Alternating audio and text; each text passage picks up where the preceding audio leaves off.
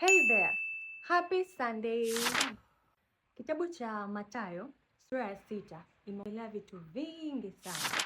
Vitu ambavyo tunatakiwa kuvifanya na ambavyo hatutakiwi kuvifanya. Vitu ambavyo Mungu anatuonyesha anavifanya daily ambavyo sisi hatu notice, alafu tunaendelea kutilia maanani, vitu ambavyo havina hata maana kabisa. Kwenye hii sura inaendelea kutilia mkazo. Je, tunaweza hata kujiongeza urefu? Je, kuna mtu yote anaweza hata kujiongeza urefu?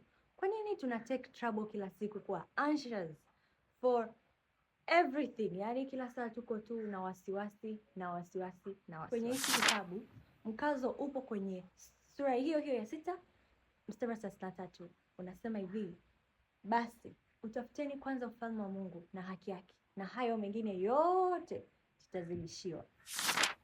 So the rule is simple. Just seek the kingdom of God. Vingine vyote unavyovihitaji utazidishiwa maradufu. Kama unaamini, type amen and keep on being blessed. Bye.